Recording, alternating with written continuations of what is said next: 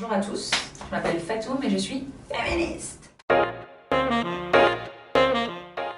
Normalement, quand vous avez entendu ce mot, vous avez eu une de ces deux réactions. Soit vous avez hoché la tête, signe d'acquiescement, merci. Soit vous avez levé les yeux au ciel, signe d'exaspération, de désaccord.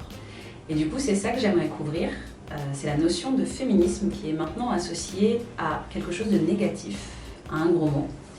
Et c'est dommage, parce que le féminisme, pour rappel, c'est simplement considérer que l'homme est égal à la femme. Que ce soit dans la sphère privée, la sphère politique, la sphère économique, et ainsi de suite. On est assez d'accord qu'il ne devrait pas y avoir de mots pour ça. Et du coup, ce qui se passe, c'est que le mouvement souffre d'idées reçues, de notions négatives. Il y en a pas mal, et moi j'aimerais en tacler 3 qui me sont particulièrement chères. La première, c'est de considérer que le genre est garant de féminisme. Ça veut dire parce que je suis une femme, je suis nécessairement féministe.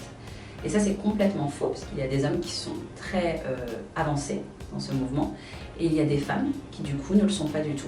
Il y a un poids de l'éducation qui peut autant impacter l'homme que la femme, et un poids des inégalités qui peuvent être perdurées par des femmes comme par des hommes.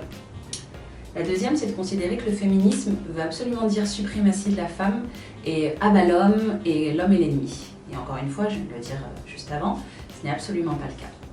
Et enfin, la dernière, c'est de considérer qu'il y a un seul mouvement féministe. Et ça, c'est une des idées les plus ancrées en tous. Et pour autant, vous voyez, moi, je ne me reconnais pas dans le mouvement féminin. Je ne considère pas qu'inscrire quelque chose sur mes seins et véhiculer de manière très bruyante une idée est nécessairement garante d'un bon message.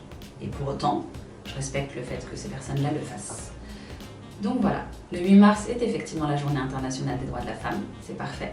Mais l'idéal, ce serait que l'on œuvre tous en faveur des égalités hommes-femmes pour faire en sorte qu'il n'y ait plus besoin d'une journée spécifique et qu'on puisse être garant au quotidien du fait qu'un homme est égal à une femme.